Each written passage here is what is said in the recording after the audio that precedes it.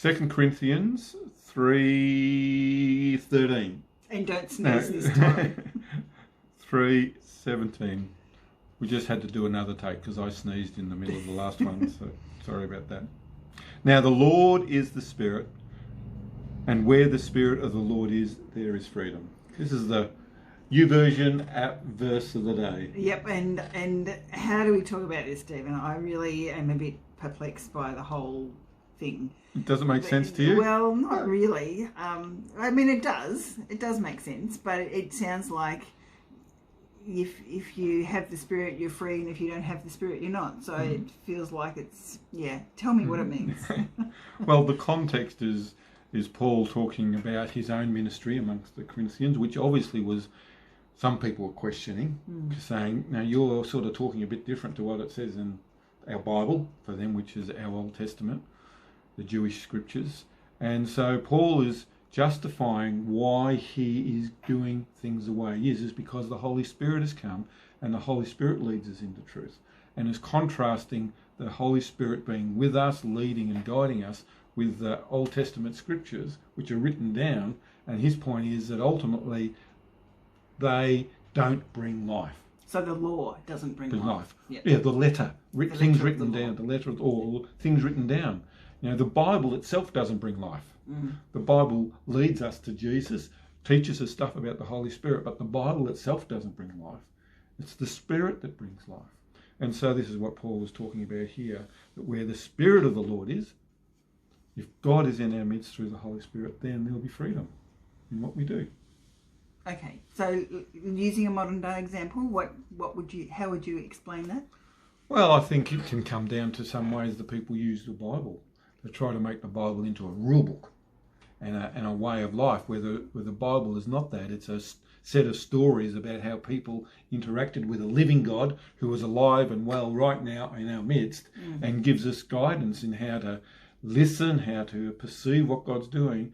But Paul's point is, well, God is alive and the Spirit of God is with us now, and that will bring freedom. If you go trying to make the Bible into a set of rule books, then that won't bring freedom. That will actually just end up bringing bondage to us. And so therefore, he's really calling for us to be open to what God is doing in our midst, in the world, right here, right now. Okay, and so how does that... can you unpack that a bit more? I'm not getting it quite. Well, another way in which Paul talks about this, I think in Romans chapter 14, where he talks about eating meat or meat sacrificed to idols with people. And he has this really interesting way of thinking about it. He says, if people down the street don't eat meat, if you go to their house or they come to your house, then don't eat meat. Don't really prick their conscience. Don't cause them to stumble in any shape or form. Just go along with them. On the account of meat. Yeah. But if the people up the road are happy to eat meat, sacrificed to idols, then go and eat meat with them. And when they come to you, have the freedom to eat meat. So depending on who the people are, depending on the circumstances, Paul says how you care for people, how you love people, that will determine what you do, and that will breed life. But if you've got a rule book that says this is the only way to do it, which is meat eaters or non-meat eaters, vegans or whatever, he says, well, that actually then doesn't bring freedom. You don't have freedom because you're sticking to that very strictly. So there's one example. Another example I can think of is our laws for road limits, keeping limited.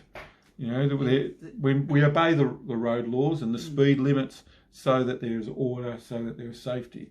But there are times which we recognise with emergency vehicles, say, actually for an emergency, they can actually bend the law a little bit in those situations. And that's appropriate and right. Everyone gets that. So therefore, there are circumstances when laws written down need to be broken because life is too dynamic. There's too much contingency in it. And so you do things differently. Yeah. That's what Paul's saying. So I'll read it again. Now the Lord is the Spirit, and where the Spirit of the Lord is, there is freedom. Just reminds us that God's whole point is that we should live in freedom. Yeah. That's his whole heart. Yeah. Desire. Yeah. I think I get stuck up on the Lord thing because I don't know that I identify with Lord very well. But that's a discussion for another time. I hope that's helpful. Yep. Yep. Yeah. So catch you later. Bye. Bye.